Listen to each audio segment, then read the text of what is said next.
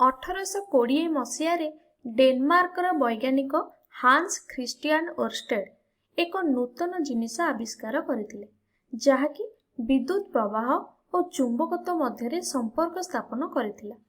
ଏହି ଭିଡ଼ିଓରେ ଆମେ ସେହି ଆବିଷ୍କାର ବିଷୟରେ ଜାଣିବା ଏବଂ ତାର ପ୍ରଭାବ ବିଷୟରେ ମଧ୍ୟ ଜାଣିବା। ଥରେ ଓରଷ୍ଟେଡ୍ ଶ୍ରେଣୀରେ ପଢ଼ାଇବା ବେଳେ ତାଙ୍କ ପାଖରେ ଏହିଭଳି ଏକ ତମ୍ବା ତାରଟିଏ ଥିଲା ଏବଂ ଟେବୁଲ ଉପରେ ଗୋଟେ ଚୁମ୍ବକୀୟ କମ୍ପାସଟେ ଥିଲା। ସେ କ'ଣ କଲେ ନା ଏହି ତମ୍ବା ତାରରେ କିଛି ବିଦ୍ୟୁତ୍ ପ୍ରବାହ କରାଇଲେ। ଯେତେବେଳେ ବିଦ୍ୟୁତ୍ ପ୍ରବାହ କରାଇଲେ ଦେଖିଲେ ଏହି ଯେଉଁ ଚୁମ୍ବକୀୟ କମ୍ପାସଟି ବିକ୍ଷେପଣ ହେଉଛି ବା ବିକ୍ଷେପିତ ହେଲା। ଏହି ପରୀକ୍ଷଣରୁ ଗୋଟେ ବହୁତ ବଡ଼ ଆବିଷ୍କାର ହେଲା। ତାହା କ'ଣ ଜାଣିବା ପୂର୍ବରୁ ଏବେ ଚାଲ ଆମେ ଏହାକୁ ଦେଖିବା। ସେଇ ପରୀକ୍ଷଣକୁ ଆମେ ପୁଣି ଥରେ କରିବା। ଏଠି ଆମ ପାଖରେ କ'ଣ କ'ଣ ଅଛି ଦେଖ। ଆମ ପାଖେ ଗୋଟେ ତାର ଅଛି ବିଦ୍ୟୁତ୍ ଚାର୍ଜ ପାଇଁ ଏବଂ ଗୋଟେ ଦୂରରେ ବ୍ୟାଟେରୀ ମଧ୍ୟ ଅଛି ଏବଂ ଗୋଟେ ସୂଚୀ ଚୁମ୍ବକ ଏଠି ଆମ ପାଖରେ ଅଛି। ଏବେ ଚାଲ ଆମେ ବ୍ୟାଟେରୀକୁ ସଂଯୋଗ କରାଇବା। ଦେଖ ଏଠି ମୁଁ ବ୍ୟାଟେରୀ ଲଗାଇଲି। ବ୍ୟାଟେରୀକୁ ସଂଯୁକ୍ତ କରିବା ପରେ ସୂଚୀଟି କେଉଁଭଳି ଭାବରେ ବୁଲୁଛି ବା ଏହି ସୂଚୀ ଚୁମ୍ବକଟି କେଉଁଭଳି ଭାବରେ ବୁଲୁଛି ଦେଖ। କ'ଣ ଘଟୁଛି ନା ଏହି ସୂଚୀ ଚୁମ୍ବକଟି ବିକ୍ଷେପିତ ହେଉଥିବା ଲକ୍ଷ୍ୟ କରୁଥିବ। ତାହେଲେ ଏହା ହିଁ ହେଉଛି ପରୀକ୍ଷଣ। ତୁମେମାନେ ଭାବୁଥିବ କି ଏହି ପରୀକ୍ଷଣରେ ଏମିତି କ'ଣ ଜିନିଷଟେ ଅଛି। ଟିକେ ଭାବ, ଆମେ ତାପ ସୃଷ୍ଟି ପାଇଁ ବିଦ୍ୟୁତକୁ କିମ୍ବା ଆଲୋକକୁ ମଧ୍ୟ ବ୍ୟବହାର କରୁଥିଲେ, କିନ୍ତୁ ପ୍ରଥମ ଥର ପାଇଁ ଆମେ ଏଠି ଦେଖିଲେ କି ବିଦ୍ୟୁତ୍ ଶକ୍ତି ବା କରେଣ୍ଟରୁ କିଛି ଜିନିଷକୁ ଘୁରେଇ ଦେଉଛି ବା କିଛି ଜିନିଷକୁ କରେଣ୍ଟ ବା ବିଦ୍ୟୁତ୍ ଶକ୍ତି ଘୁରିବାରେ ସାହାଯ୍ୟ କରୁଛି। ତୁମେ କଳ୍ପନା କରିପାରୁଛ କି ଏହି ସବୁ ଲଜିକ୍ କେଉଁଠାରେ ବ୍ୟବହୃତ ହେଉଛି ବା ଏହି ଯେଉଁ ପ୍ରିନ୍ସିପଲଟି ଆମେ ଦେଖିଲେ ବା ନିୟମଟି ଦେଖିଲେ ଏହା କେଉଁଠାରେ ବ୍ୟବହାର ହୋଇଥାଏ ନା ଫ୍ୟାନ୍ରେ ଦେଖିଥିବ, ୱାସିଂ ମେସିନ୍ରେ ଦେଖିଥିବ, ଆଉ ଗାତ ଖୋଳିବା ମେସିନ୍ ବା ଡ୍ରିଲିଂ ମେସିନ୍ରେ ଏହିପରି କିଛି ହେଉଛି। ତାହେଲେ ଏହି ସିଦ୍ଧାନ୍ତ ଦ୍ୱାରା ଆମର ଆମିଟର ଆଉ ଭୋଲ୍ଟମିଟର ମଧ୍ୟ କାମ କରିଥାଏ, ଯେଉଁଠି ଆମେ ବିଦ୍ୟୁତ୍ ପ୍ରବାହ କରାଇବା ଦ୍ୱାରା ତାର ସୂଚୀ ବିକ୍ଷେପିତ ହୁଏ ଏବଂ ଆମକୁ କିଛି ରିଡ଼ିଂ ଦେଖାଏ। ଏଠି ଏହି ପରୀକ୍ଷଣ ଆମକୁ ଗୋଟେ ନୂଆ ଆବିଷ୍କାର ଦେଲା। ଟିକେ ପୂର୍ବରୁ ଆମେ ଦେଖିଥିଲେ କି ଚୁମ୍ବକ ଚୁମ୍ବକୀୟ କ୍ଷେତ୍ର ସୃଷ୍ଟି କରିଥାଏ ଏବଂ ତୁମେ ଯେତେବେଳେ ଗୋଟେ ଛୋଟ କମ୍ପାସକୁ ତାର ପାଖାପାଖି ଆଣିବ ତାହେଲେ ଚୁମ୍ବକୀୟ କ୍ଷେତ୍ର ସେହି କମ୍ପାସକୁ ଠେଲେ, ଦେଖିଥିଲ। କିନ୍ତୁ ଏଠାରେ କ'ଣ ହେଉଛି ନା ପାଖରେ କୌଣସି ଚୁମ୍ବକ ନାହିଁ। ତେବେ କିଏ ଚୁମ୍ବକୀୟ କ୍ଷେତ୍ର ସୃଷ୍ଟି କରୁଛି? କିଏ କମ୍ପାସକୁ ବିକ୍ଷେପଣ କରୁଛି? ତାହେଲେ ଯେହେତୁ ବିଦ୍ୟୁତ୍ ପ୍ରବାହ ଦ୍ୱାରା ଏଠି ବିକ୍ଷେପଣ ହେଉଛି, ବୋଧେ ସେହି ବିଦ୍ୟୁତ୍ ପ୍ରବାହ ଚାରିପାଖରେ କିଛି ଚୁମ୍ବକୀୟ କ୍ଷେତ୍ର ସୃଷ୍ଟି କରୁଛି। ତାହେଲେ ଏହା ହିଁ ହେଉଛି ସବୁଠାରୁ ବଡ଼ ଆବିଷ୍କାର। ବଡ଼ କାହିଁକି? କାହିଁକି ନା ଆଗରୁ ଆମେ ଭାବୁଥିଲେ କି ବିଦ୍ୟୁତ୍ ଓ ଚୁମ୍ବକୀୟତା ଉଭୟ ପୃଥକ୍ ଘଟଣା, କିନ୍ତୁ ଗୋଟିଏ ପରୀକ୍ଷଣରେ ଆମେ ଦେଖିଲେ କି ବିଦ୍ୟୁତ୍ ପ୍ରବାହ ଚୁମ୍ବକୀୟ କ୍ଷେତ୍ର ସୃଷ୍ଟି କରୁଛି। ତା ମାନେ ଆମକୁ ଏଠି ଏଇଆ ମିଳିଲା କି ବିଦ୍ୟୁତ୍ ଆଉ ଚୁମ୍ବକୀୟତା ମଧ୍ୟରେ କିଛି ତ ଗୋଟେ ସମ୍ପର୍କ ନିହାତି ଭାବରେ ରହିଛି।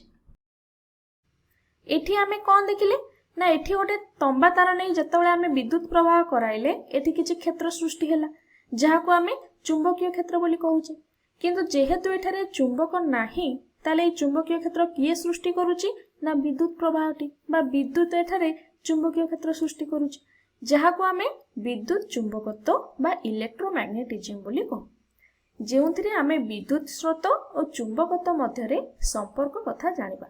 ତେଣୁ ଓରଷ୍ଟେଡ୍ ଓ ଅନ୍ୟ ବୈଜ୍ଞାନିକମାନେ ଏହି ପରୀକ୍ଷଣ ପାଇଁ ବହୁତ ଉତ୍ସାହିତ ଥିଲେ।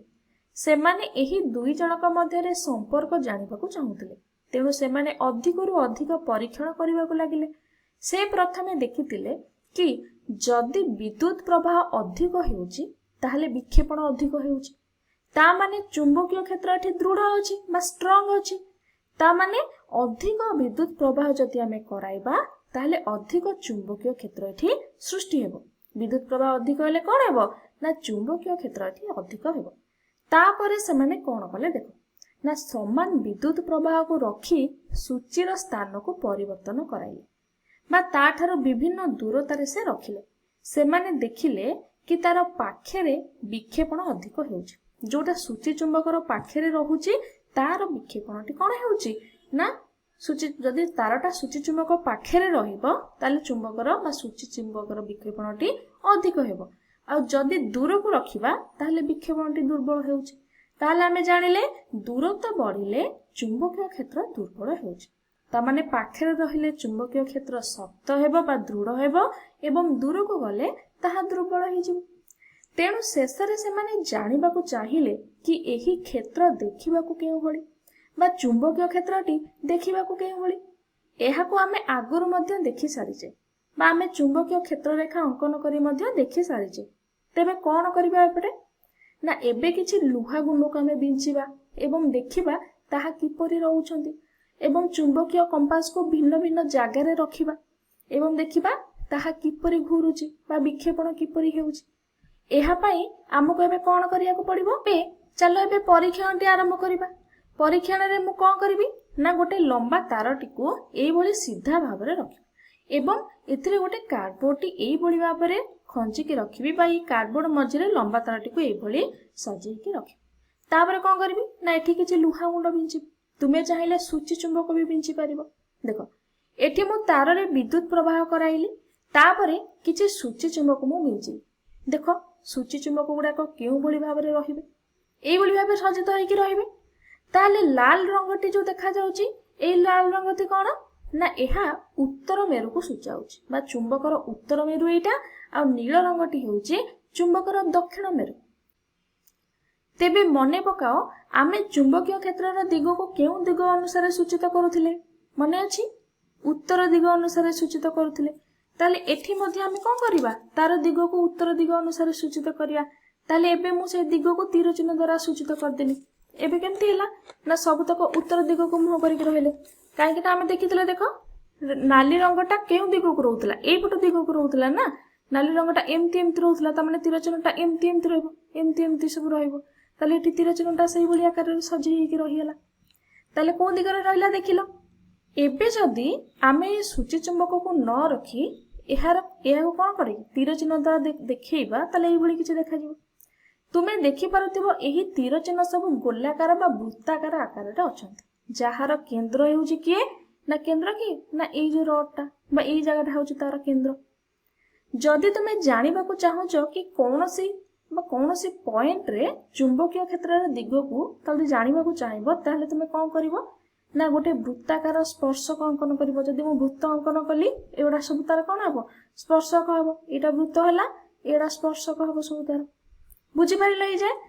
ताहले कोन करिबा एवं एबे आमे देखिबा कि चुंबकीय क्षेत्र रे दिगटी केमिति मिलिबो। जेतोळे चुंबकीय क्षेत्र दिग सब एई भली हमकु देखा गला आमे ओटे वृत्त अंकन कले बा स्पर्शक अंकन कले एवं एई दुटा काम करिया परे निहाती हमकु चुंबकीय क्षेत्र दिगटे मिल जिवो।